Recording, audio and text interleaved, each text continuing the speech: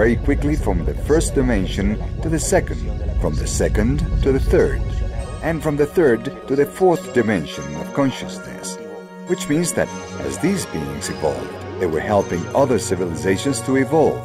But for those at the head, there came a moment when they became stuck in their own evolution.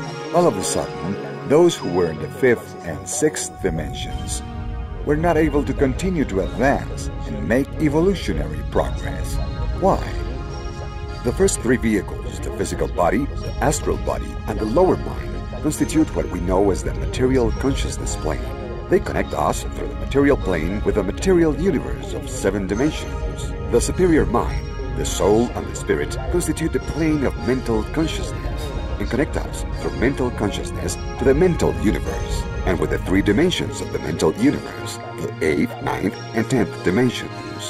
And the 7th vehicle, which we could also divide into 3, will, wisdom, and love, connects us through the spiritual plane with the spiritual universe, which would be the 11th and up.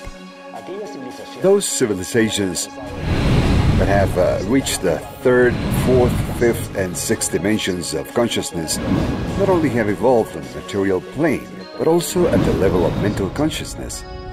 They have had a great mental development, but they have become stuck there.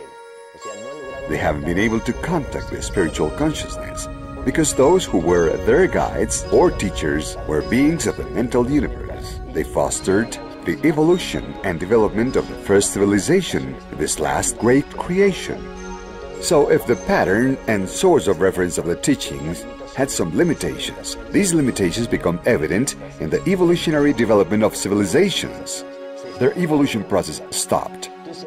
During the contact experience, the extraterrestrials related how a cosmic gathering had taken place, in which the ultra-terrestrial beings of the mental universe and the Jelle, the creator parents, engaged in a dialogue in order to discuss what mistakes had been made during this last creation.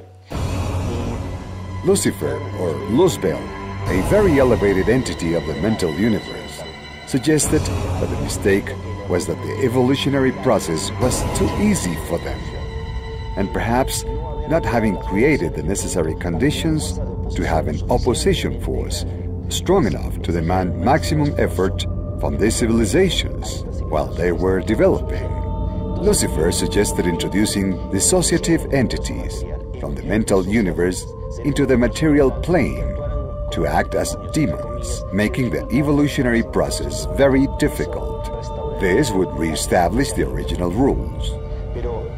But Lucifer thought that they should work with those civilizations that had already been guided by them, and which they had acted directly upon. Those civilizations that were already in the 5th and 6th dimensions of consciousness, and were very close to reaching the 7th dimension, and were about to connect with the creator force.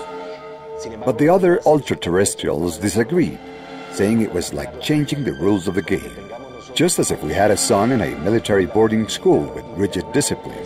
Just 1 year short of his graduation, we put him in a mixed school that is not a boarding school and has no rigid discipline. There is a high probability that he would fail.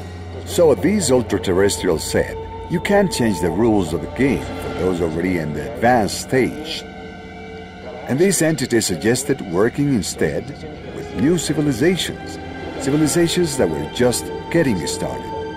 But there were also opinions that it wasn't fair either to vary the rules governing those civilizations. So the final decision was to work with civilizations that had never existed, with planets that had never developed. One of those chosen planets was the Earth. Why? Because according to the extraterrestrials, 1.2 billion years ago, a meteor shower extinguished life on planet Earth. Our world, being a dead planet, a planet with no future, would permit hosting this experiment, along with 7 additional planets. A group of extraterrestrial civilizations received authorization from cosmic hierarchies of beings of other dimensions to travel a long time in space and arrive on Earth before the Earth died, and stop the planet from dying by creating for the Earth a paradoxical alternate time. Let's imagine for an instant that time in universe is like an ascending spiral, and in one of the curves of the spiral, the Earth died, but the universe continued. So a group of civilizations